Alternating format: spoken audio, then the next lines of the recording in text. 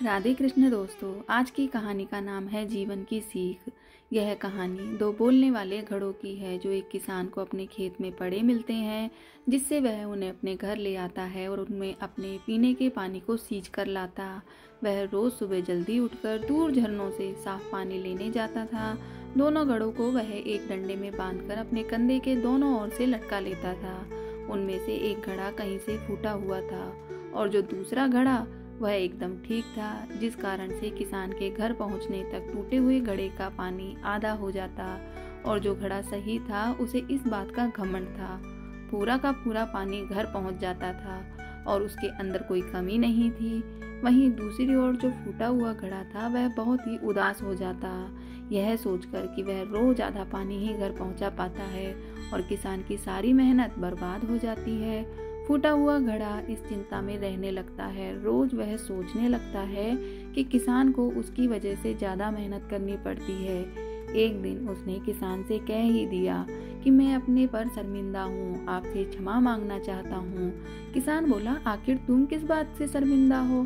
तब घड़ा कहता है कि शायद आपको यह मालूम नहीं कि मैं एक जगह से फूटा हुआ हूँ और पिछले 2 सालों से मुझे जितना पानी घर पहुँचाना चाहिए था बस उसका आधा ही पहुंचा पाता हूँ। मेरे अंदर यह बहुत बड़ी कमी है, जिस कारण से आपकी सारी मेहनत बर्बाद हो जाती है। और वह बहुत उदास हो जाता है। यह बोलकर वह रोने लगता है। जब किसान ने यह बात सुनी तो वह भी घड़े के लिए दुखी हो गया और उसे समझाकर बोला कि कोई बात नहीं, मैं चाहता हूँ कि आज लौटते समय तुम अपने पर ध्यान ना देकर रास्ते में लगे फूलों को देखना। घड़े ने भी ठीक वैसा ही किया। वह पूरे रास्ते भर सुंदर फूलों को देखता हुआ आया। ऐसा करने से उसका मन थोड़ा हल्का हुआ और उसकी उदासी थोड़ी कम हुई। लेकिन घर पहुंचते पहुंचते फिर उसके अंदर से आधा पानी गिर चुका था और वह फिर से उदास हो गया और किसान से माफी मांगने लगा। तब किसान बोला, क्या तुमने ध्यान नहीं दिया कि रास्ते में लगे जितने भी फूल थे वह सिर्फ तुम्हारी तरफ थे और जो घड़ा सही सलामत था उसकी तरफ कोई भी फूल नहीं थे? तब घड़ा पूछता है कि ऐसा कैसे हुआ? फिर किसान बोला, ऐसा इसलिए हुआ क्योंकि मैं हमेशा से तुम्हारे अंदर की कमी को जानता था। मैंने तुम्हारी इस कमी का फायदा उठाने की सोची और तुम्हारी तरफ वाले रास्ते पर रंग बिरंगे फूलों के बीज बो दिए और तुम रोज उसमें थोड़ा थोड़ा पानी डालकर उन्हें सींचते रहे और सारे रास्ते को इतना सुंदर बना दिया। तुम्हारे ही कारण मैं इन फूलों को भगवान को चढ़ाता हूँ और अपने घर में भी इनको सजाता हूँ।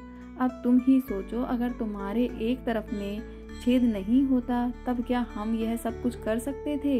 इसलिए तुम जैसे भी हो उसे स्वीकार करो।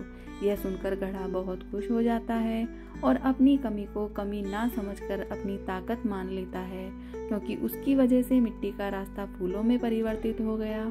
और ठीक इसी प्रकार से हमें भी अपने अंदर की कमियों को समझकर उन्हें अपनी ताकत कैसे बनाना है, इस बात पर ज़्यादा जोर देना चाहिए। और जिस दिन हम अपनी कमी को स्वीकार कर अपनी ताकत को समझेंगे, उस दिन जीवन की बड़ी से बड़ी कठिनाइयों से निकल सकते हैं।